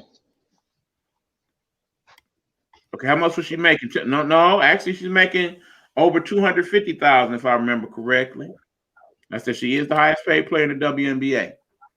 So yeah, she's making over 200, and like I said, and that's not counting what she's making with TNT and anything else. Mm-hmm. So, but like I said, I did feel like that was a big move for the WNBA. $600K 5 years, I think. Yeah, you might be right about that. But okay, so that being said, what I want to talk about now is the brother we know as Steph Curry and his major accomplishment. That's why I'm going here. Steph Curry, my friends, in my estimate, is the greatest three-point shooter in the history of the NBA. Bar none, without a shadow of a doubt, period. The light skin keeps getting richer. And why I say that? I got the numbers to back it up, people. I'm just not putting it out there. Remember, last week Steph Curry broke no, he didn't break it, but basically he moved up on the chart. So now he is the second highest three-point shooter in the history of the league. Right now, going into tonight, he has how many? Hold on, I wrote it down. He has 2,569 career threes. That is second on the all-time list behind, of course, the great Ray Allen. So that being said, there's reasons why I say he is the greatest three-point shooter of all time. Stop. No, cuz you got to understand. Here's the numbers to support what I'm talking about. Keep in mind, Steph Curry has played 715 career games, and he has 2,569 three-pointers, okay? Again, only one person ahead of him, Ray Allen. It took Ray Allen 1,300 career games to get to 2,973. It took Reggie Miller, the person he just passed, 1,389 games to get to that mark, okay? Steph Curry is also already top 50 all-time in points scored and just basically a little bit under 10 seasons. Also remember, a very important point, Steph Curry has been hurt for the better part of the last 3 seasons between the hand injuries and the knee injuries and what have you. And he's still putting up them type of numbers. You want to talk about percentage. His 43.6% is the third highest total in the history of the league in terms of percentage of number of three-pointers made. 2 people ahead of him, Craig Hodges and Steve Kerr. So there's that. You want to talk about in terms of how many 3-pointers he's made? He has the career record for most 3-pointers in the season. Remember, he was the only person to this day who was made the unanimous choice for MVP, because that particular season he hit how many? 402 3-pointers. 402 3-pointers, more than anybody had. In fact, when you look at the top 10 all time in terms of the number of people who've hit 3-point shots in the season, 5 out of the 10 people of all time is Steph Curry. In other words, out of those 10 seasons that had people hit the most 3-pointers, Steph Curry has hit the most 3-pointers in 5 of 10 seasons all time. When you want to talk about 3-pointers in the game, now granted, his teammate has the record with 13 in the game, but Steph Curry has hit 12 in the game once. He's hit 11 in the game 5 times. He hit 10 in the game almost 20 times. Nobody even comes close to those numbers. And remember, he's still only about 31 years of age. He ain't even close to 1,000 games yet. By the time he gets to that, he's been obliterated everybody else's numbers. They already said at his current rate, he'll been to pass Ray Allen in the middle of next season. And that's only averaging like 4 3-pointers a game. So that's ridiculous. You tell me. What do you think about you? Am I crazy? Am I crazy? Because that brother only 411 3-pointers behind Ray Allen right now. And when you look at it too, he played to 715 career games. Then minus the games that he got injured, if you put those extra 150 games on there, man, I definitely think that he'd already passed Ray Allen if he had them 150 extra games. Wait, that 150 games, that's damn near 2 extra seasons. So you give him the 2 extra seasons, that's going to give him the numbers to pass, right? So he would already be the number. He would already be that guy. So Ray Allen got a break from his injuries. He calls him the light-skinned assassin. Right, best shooter all time, period. Well, he shoots 3s a game. But again, cuz I point out his percentage, his career percentage is 43%. Now keep in mind, we talked to a few people on here that's played basketball before. Do you understand that shooting a 3-pointer is not as simple as people would make it out to be? I was a decent 3-point shooter. I definitely wasn't no 40% though. And that's shooting from college range, man. You in a rec league. And I still had games where it'd be like, all right, not so much. So imagine with all that pressure, with you, particularly now when you are the premier scorer on your squad, for you to still be that effective and hit 3s. And remember, we talk about 20 to 25 feet away for the damn college 3-point shot. The damn NBA is damn near 25 to 30 feet away. And now we're talking about Steph Curry. Y'all shooting from the logo. Shoot these damn shots from? He's shooting from the logo. How do you see him shoot from the logo, from half court, and make them boys on a regular, consistent basis? Oh, man, like it's nothing. What other player in the history of the league have you ever seen do that on a consistent basis? I'll wait. Now he got kids copying. He got some of the players right now copying him, man, trying to shoot. Players I can think of in the league that can shoot that range a 3. And even they not as consistent as Steph Curry. And you know who they are. Young Trae Young in Atlanta and doggone Damian Lillard. Important. Because Damian range is kind of out the building too. But again, there's that. Okay. He makes 12 out of 20. Exactly. That's great, man. 22 college, 25 pro. Right. And then remember, here's the craziest thing of all. Even though Steph Curry is hitting what he's hitting, guess who has a better percentage this season in terms of shooting the 3? His damn brother Seth. His brother Seth almost hitting him at a 52% clip right now. And they don't give him his credit, man. They don't give him his credit. His little brother nice too. So bottom line is, I don't know what went on in Dale Curry's household, but it definitely was something in the water. Because them boys could shoot it. Yeah. They way surpassed their pops. Absolutely. Mark, you talking about Mark Curry? Is you going there? Hanging with Mr. Cooper was my show. Yo, okay. But yeah, that's another story for another day. Cooper. You remember that show? Anyway, bottom line, y'all is sleeping on Steph Curry.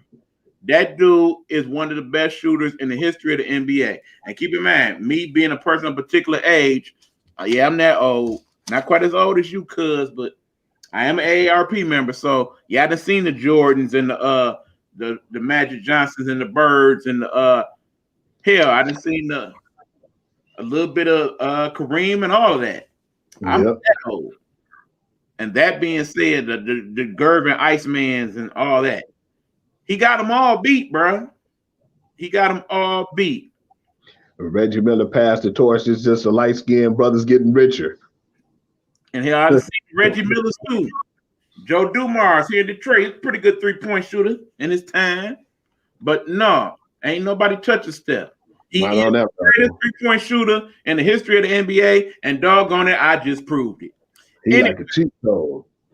That being said, we're going to take another break, and then we're going to get to our final few topics of the evening. Thank you all for checking in and listening. We appreciate you very much. Hang on tight. We're going to be right back. This is Game Time Audible. I'm your boy E-Buck. That is the sports guru, Hugh Lee.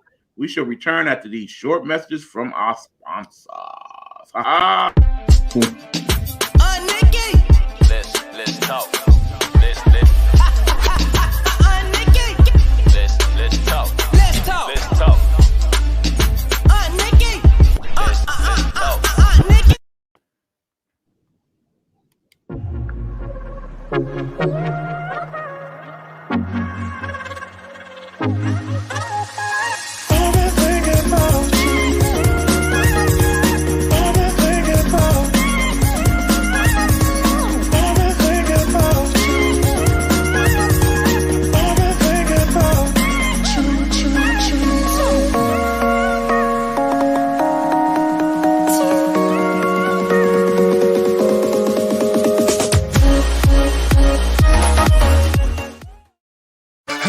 Hello. It's another glorious day, my T-Sippers, and you know what time it is. I hope you have all of your comforts together because it's time to dish tea. And you're dishing tea, darlings, with Big Meat. Can't wait. It's time to dish tea with Big Meat. It's time to dish tea with Big Meat. It's time to dish tea with Big Meat. It's time to dish tea with Big Meat. Darling. Let's talk.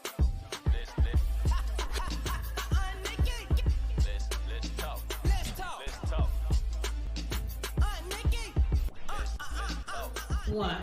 Hi everybody, I'm Lily, and today I'm going to share my book with the whole entire world.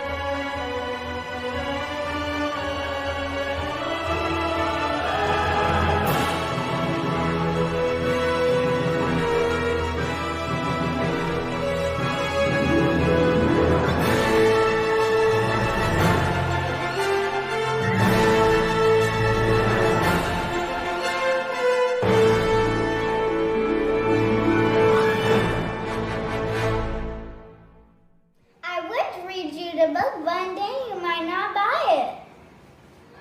Thanks for going on this adventure to the aquarium with me. Bye! At the bottom of the screen to see where you can buy the book. And make sure you don't forget to like and subscribe and give this video a thumbs up. And make sure you subscribe to my YouTube channel. And there you have it. We are back. Yeah, that young lady, Liliana, that is the youngest member of our Nighthawk Network. She is a working author and on. She got her own book and everything. Don't hate on sister. She doing it big out here. Gotta show us some love with the commercials. Absolutely. But anyway, we back here with GameTime Audible. It is me and my guy, the sports guru, Hugh Lee. And right now, we about to switch up a little bit and talk about some baseball, okay? So we about to go there because, of course, as you guys know, the Hall of Fame vote came out, and yes, no baseball Hall of Famer in 2021.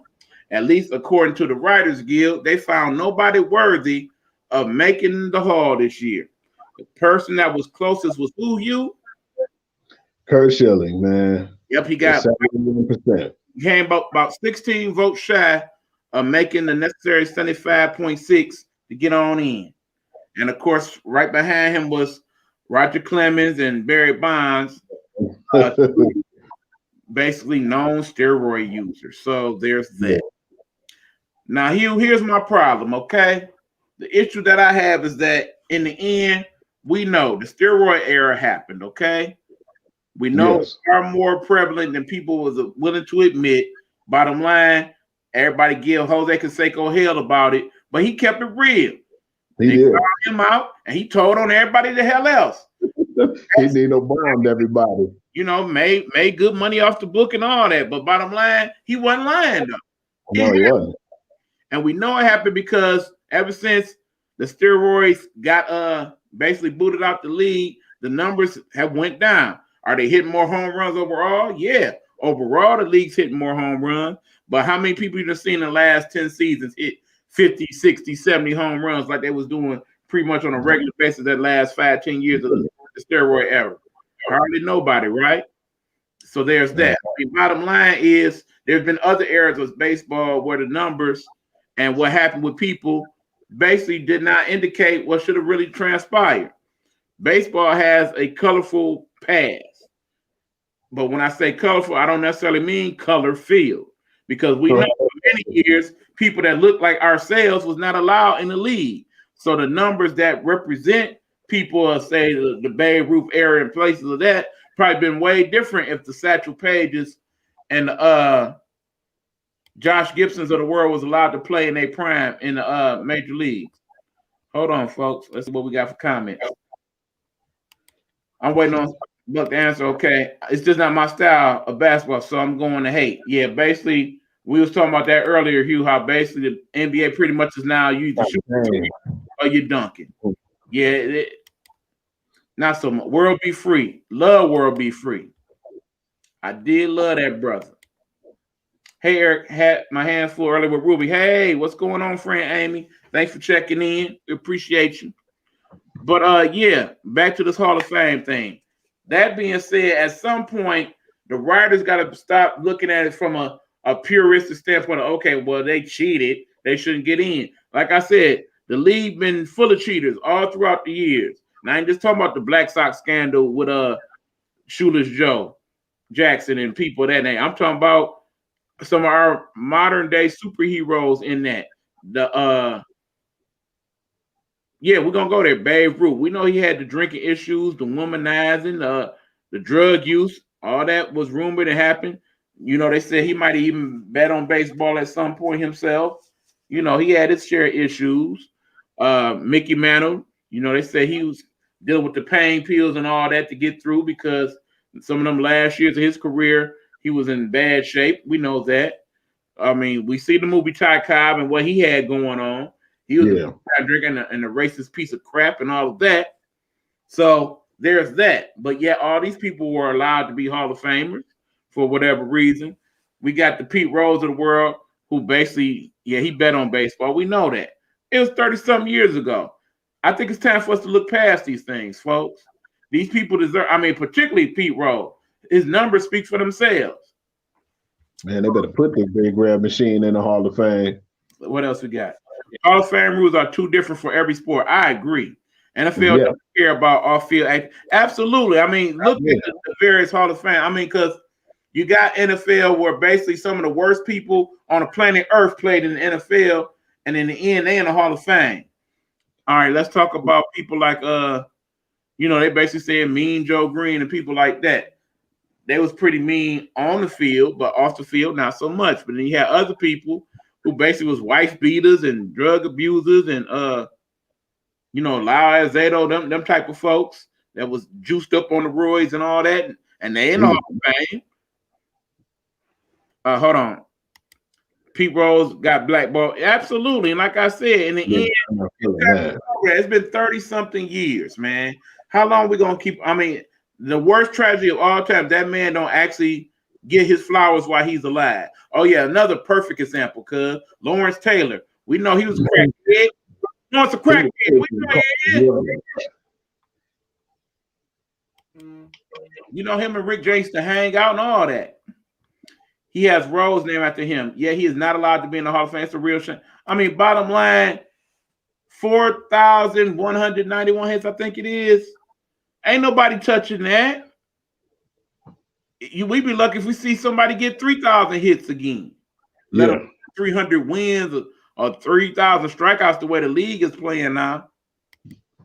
Pete Rose wins. Yep, he sure does have Pete Rose win in Cincinnati. But Houston Astros will be in the Hall of Fame. Exactly. Yeah, they would. That was a dirty number. We know what's happening. Like I said, and will they have those same considerations when the time comes for people like the second baseman for the Astros? Name, please, Hugh. Help me out. Jose Altuve. Yeah. When his time comes for him to be in the Hall of Fame, are they going to consider the Astro scandal, or are they just going to go ahead and throw him up in there? I love these. It's time to get past the fact that they did the steroids and put him in. Because in the end, Barry Bonds was the Hall of Famer before he started doing them damn steroids. We all know that. We all know like that. Robert Clemens was the Hall of Famer before he started doing steroids. We all know that. So it's time for us to get off the high horse and start letting some of these folks in. Now, Sammy Sosa, I can understand you got kind of on the fence with that one. Yeah, because he wasn't really doing nothing until the steroid era. Yeah, exactly. Like that. That's when he really started to, flourish and shine. Right. Bagwell actually is in the Hall of Fame, cuz. That's my man's. Right. And again, I definitely don't rule him out in the steroid era. I think he took a few roids. Probably was. I mean, look at the size of some of these folks, dog. Come on now. That guy was a stout dude. He was hitting them. You made a good point earlier when we talked about this, Hugh. Ken Griffey Jr. is a Hall of Famer, and imagine if he actually was one of the people taking the steroids. He would have blew out everybody's records. Everybody. He would have had 800 home runs easy. Probably had 1,000 hits. Because them steroids probably would have made him a lot healthier than he was them last 5-6 years. Yeah, because he couldn't stay healthy, man. Yeah, so there's that. So, yeah, we definitely need to do something about – and, of course, we got the Veterans Committee. And, of course, now Schilling, because he's coming up on that last year eligibility next year, is like, don't even consider my last year. If you ain't going to put me in next year, don't even worry about it. Just kick me to the veterans and let them do it. Because more than likely, they probably didn't talk to some of these folks, because some of the people on the Veterans Committee are people who are Hall of Famers themselves. And somewhere down the line, they'll probably put these guys in because it's the right thing to do. It's definitely the right thing to do. Never been caught on roids. They just assume. But, of course, there was the trial. Don't forget the trial where he said he took the cream and the clear and basically didn't know that they had steroids in it. But come on, cuz. He knew. He knew. And don't get me wrong, Barry Bonds was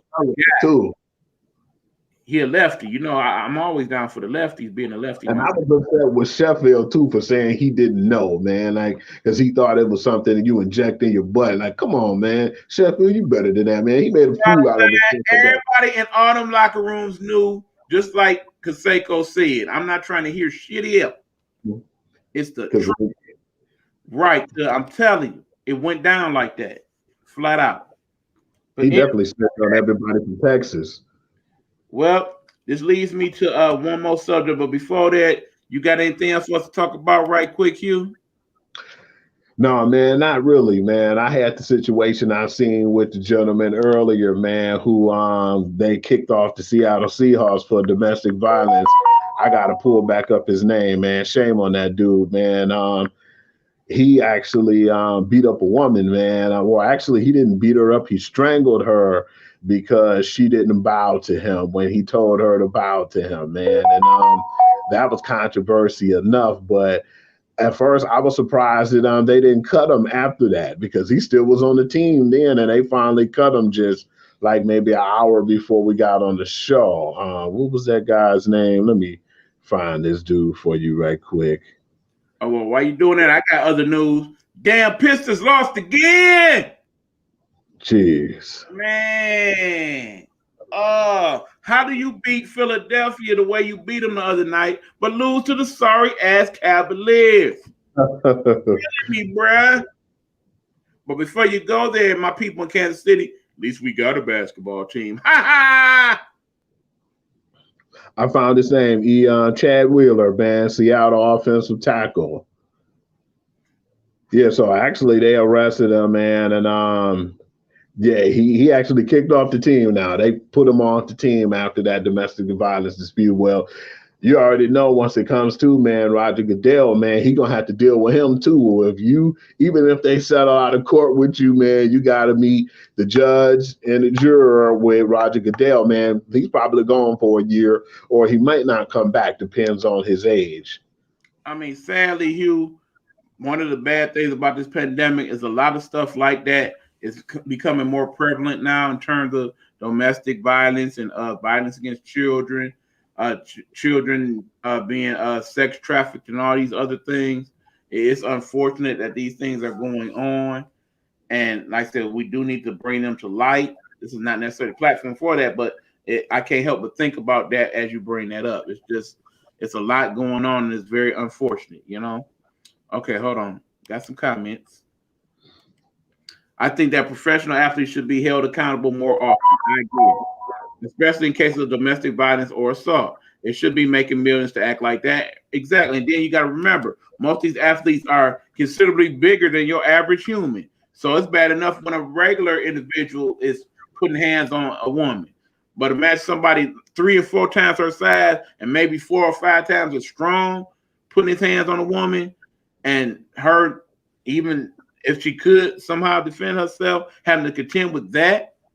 I mean, we train, these people are trained to basically move other people around. In some cases, to actually push and hurt other people.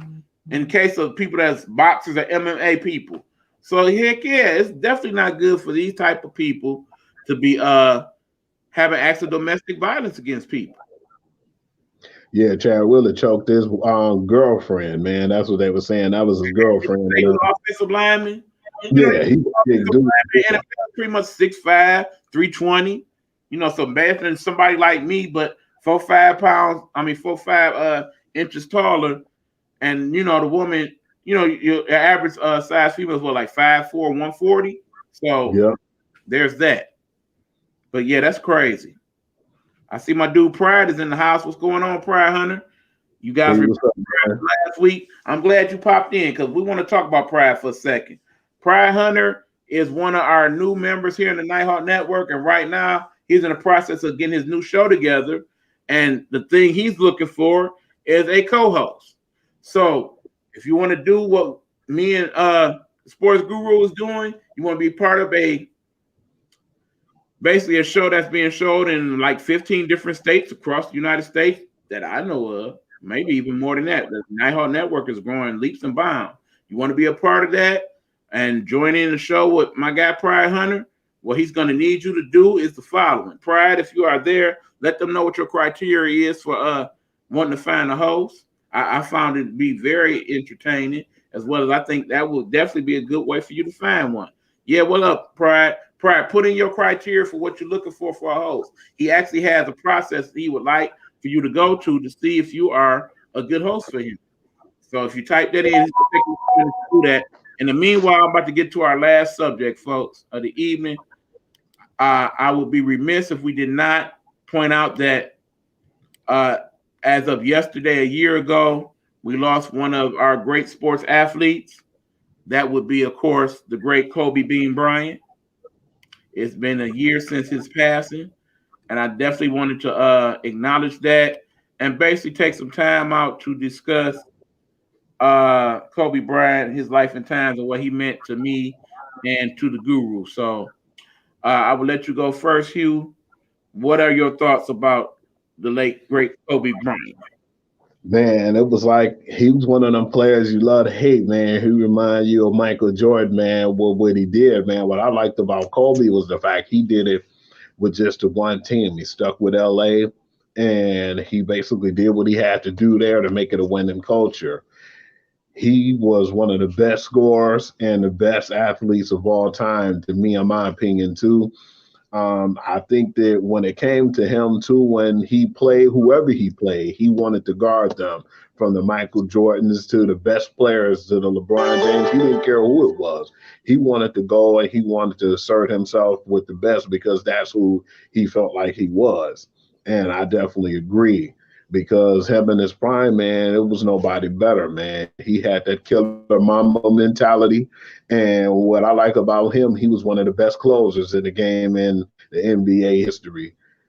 I was definitely sincere when I seen the tragic death of him, Gigi, and all the other people who died in, the plane crash. But at the same time, man, his legacy lived on through all of us, man. And I just appreciate his attributes and everything he brought to the game because he was the second coming of Jordan to all of us, man, because we seen Jordan for so many years and loved his game. And the first thing I was telling people, man, when Jordan retired, man, are we going to get another Jordan?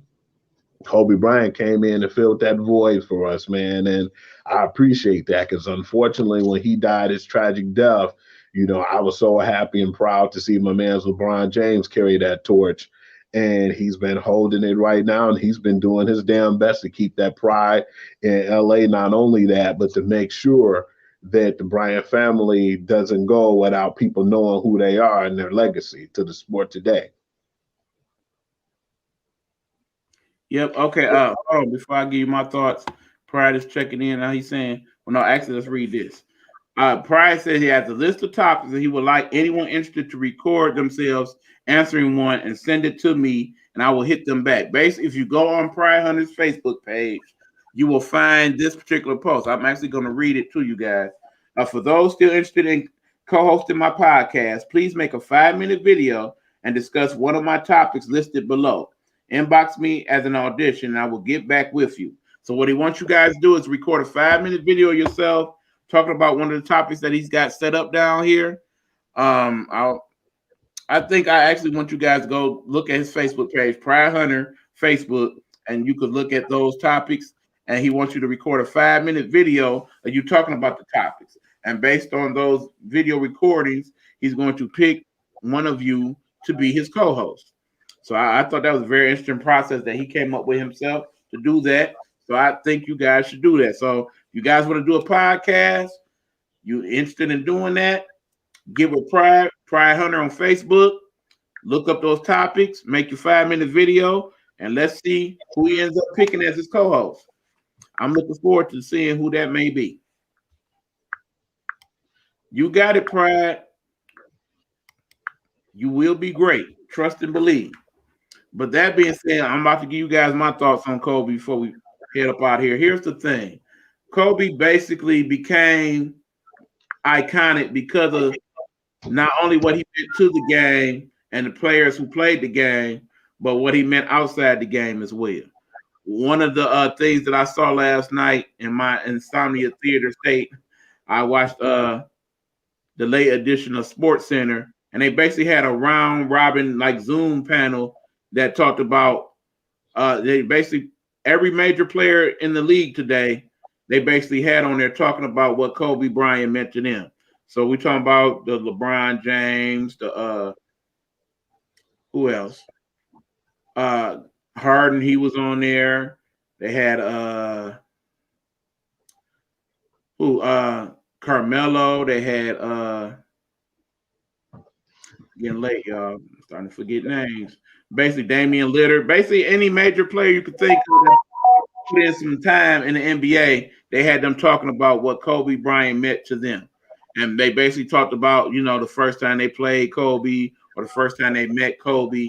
And the thing was, remember his elder years, even when he left the league, he basically was like a lot of these guys' mentor. He was their sensei. It's like Price and I'm his.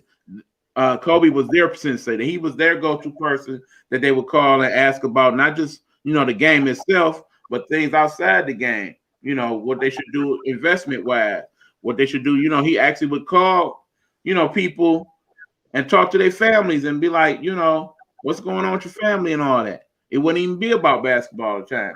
And you already know his great relationship with Michael Jordan. So there's that. But again, what I really liked about what Kobe did was once he left the game, he, basically did things outside the game. He had a whole bunch of great things that he had planned in the years to come. And it's just unfortunate that he was not able to see out those dreams that he had. And especially, the thing that really hurt me that particular day is one, Kobe was my brother's hero. You know what I'm saying? He was the guy that my brother looked up to in terms of athletes. So I think I was hurt more so for him than myself. But also the thing that really touched me, because of course we found out a couple hours later that not only had he died, but Gigi, his daughter, had died with him along with the other 7 people who died in that fatal helicopter crash that day. And that just made it hurt that much more, because in the end, some of those people were young people and they were just starting to come into their own in life. And I hate to see anybody pass that basically didn't even get to see their 18th birthday, man. Even now, it still kind of sits hard with me that particular day, because like for that whole week afterward, we was hurt. I cried tears, when they had the memorial for him and all the athletes and stuff spoke. I'm just sitting here, just tears running. You would have thought Kobe was actually one of my relatives, the way I felt about it. And little did we know that was just the beginning of all the craziness that was to come in 2020. Yeah, absolutely. But yeah, it just was a lot. But yeah, his legacy definitely will live on. A lot of the players, they acknowledge him. They will be doing so over the next few days, wearing his number or throwing out the 24 or the 8 or what have you. So I'm glad they give him that respect. That is good. But yeah, that being said, folks, we're about to get up out of here soon. Thank you guys again for joining the show. Continue to let people know about the shows. Share it with others. Also, I have my Facebook page, Detroit Nighthawk Network, Eric Buckner. So if you want to catch past episodes of this show or any of my other shows, you can catch it there. Hugh Lee will soon have his Facebook, his YouTube page together. So we could do that. I definitely started on it too, so that's definitely gonna be. Y'all up on her? No, you got me on that one, cuz. Cynthia Deck, you up on that, Hugh? No. Okay, give us a quick synopsis, cuz, before we head out of here, because you've piqued my interest now. But yeah, like I said, you want to check out past episodes or anything like that, you'll be able to go on YouTube and either look up Hugh's page or my page, and you'll be able to catch those past episodes. I also got to give a shout out to other people on my Nighthawk Network. You got all those shows that I've been posting, particularly if you are a member of the Nighthawk Network information page. You got my cousin who shows tomorrow, Monumental Mobiles and God's Word with Dr. Marla Facey. That will be airing tomorrow night. Also, we will get another edition T about 9 p.m. with Big Meech, Aunt Nikki, and Big Red Fella. Shout out to you guys. Stan Mason's Behind the Blue Curtain comes on Saturday at 11 a.m. talking about police and things all police related. Let's talk with Aunt Nikki, her interview series. We also have my cousin Elena Miller and her girl Letitia Williams Howard. Girl Stop podcast. We will be airing the next episode of that tomorrow morning for you guys to check out. Pastor Sean Love presents with my guy Pastor Sean Love, high school friend of mine who's going on to greater things. And of course, Hey Bitches with Helena Hologram, which comes on Monday at 9 p.m. Look forward to that show next week as she's finishing up season 1 and before she goes on hiatus and come back with season 2, of course. Okay, apparently Cynthia Deck owns her own shoe company, female football player. That's awesome. I'm definitely going to look in and let me write that down right now. Just sing something too, E. What's that? I seen the Toronto Blue Jays are finalizing the deal on Steve Mance from the New York Mets, so that opened up 5.2 million extra on their payroll, which this means this is huge news because by the time we wake up tomorrow, man, I think the Mets will definitely get their man in Trevor Bauer because he was the one that they were looking for and had their eye on. And this trade makes it even more closer to reality. So hopefully about time we get up in the morning, man, about time I'm going to work, we see that deal being made. So Trevor Bauer's one step closer to being the Met, man. With him and Francisco Lindor, man, they making some really big moves over there, man. Big ups to them and the new Mets owner, man, for making these moves, man. Until it's done, will just have to wait and see. But if this happens, man, those are huge moves into a big step for the New York Mets organization. And remember, Trevor Bauer was the person who won the Cy Young Award last year, right? Yes, sir. So yeah, that's definitely a big move for the Mets. And like I said, we definitely gonna get into more of some of that hot stove lead next week as we get closer to starting the spring training here. We will get basketball will be back, and I do believe that. I think you as well as Seattle will end up with a team sometime in the next 2 or 3 years. I can definitely see that happening. Yeah. Will Muhammad is in the building. What's going on, Will? But yeah, like I said, we're about to head on up out of here, y'all. We thank you guys again for checking out the show and showing us love. We appreciate it. Any last words, Hugh, before we go? Man, just appreciate y'all for watching the show and the people on both ends, man. You know, make sure that you click on, man, to get the notifications. So whenever we do the show, man, y'all be ready for it, man. We're going to give y'all sports at its finest. Absolutely. And again, don't forget to plug your blog, my guy. Yes, sir. Once again, Pure to the Game.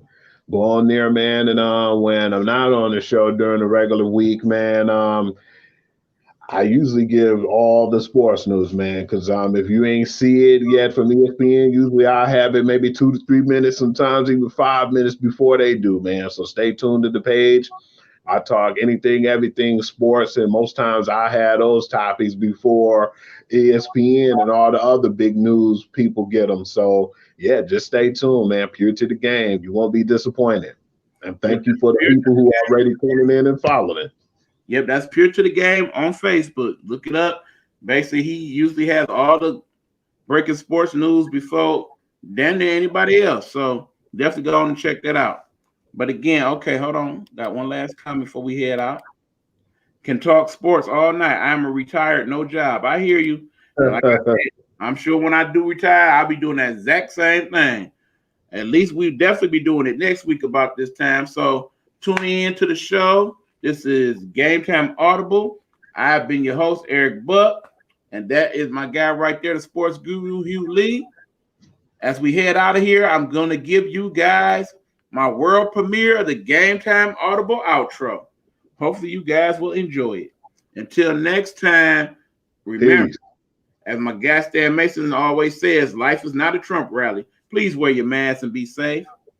We'll catch you next time. And we'll see y'all Sunday at 12. Yep, Pure and Uncut. We will definitely check him out. Until then, we will be out. Peace.